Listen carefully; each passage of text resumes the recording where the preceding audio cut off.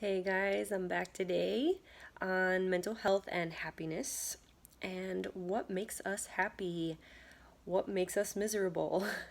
And one of the things that I found just from observing people, myself, is that we are addicted to a victim story. A victim story is he did that to me, she did that to me, I've been hurt, I feel horrible. And it all starts with a thought, moves to a feeling, and then we act on the feeling. So it's thoughts, feelings, and or emotions, and then actions or manifestation. So in mental health, we call this one of the things we use to help patients is cognitive behavioral therapy. And what it does is we can do this too if we're aware of our thoughts, if we're cognizant. Is cognitive, so we are aware of the thought, I am not good enough, for example. And then that creates a feeling, which is depressed, maybe anxious, maybe feeling of sadness, depression, right? And then we act on that feeling, so we manifest or attract what we feel. So we probably, a lot of times, will notice that if we're thinking and feeling negative things, then we will attract negative, bad, more bad and negative things, or people, or circumstances. So I notice that when I'm stressed out, I'm getting gas in the car, I'm hurrying up, I'm rushing when I'm driving, then somebody cuts me off. Like one thing leads to another. So I'm thinking negative thoughts, I'm in a rush, I'm stressed out from work, I'm late for work, or I'm whatever, whatever that negative thought is, then I feel the tension in my body, and then I might attract that. So somebody cuts me off in traffic, I am late to work, or my boss yells at me when I get to work because I'm late. So it's one thing after another.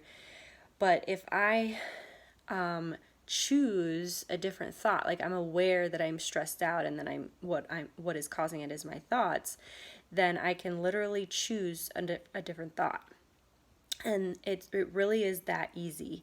I was listening to the radio yesterday morning, and so funny that this author of a book, some book about happiness, he was talking about the same exact thing, and I was like, whoa, yeah, we really are addicted to this victim story a lot of times, and we're wondering why, and why is we are choosing negative thoughts. And so, how do we choose more empowering, happy thoughts? And literally, we can rewire our brain's negative hardwire.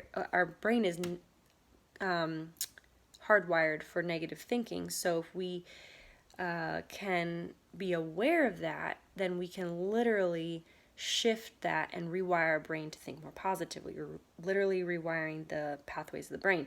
So, I've talked about this a few times in my other videos, but if we are aware, if we stop and we are cognizant of what's going on in our head, then we can literally rewire that and think a more positive thought. It's not so much, I don't want to say it's rejecting the negative thoughts, more so realizing they're there, embracing them, and then choosing, oh, I'm thinking a negative thought right now. Let me choose something that's going to be more empowering for myself. Last night, I literally said out loud to myself, oh, I'm feeling a little down. I'm feeling a little sad. I'm feeling a little lonely.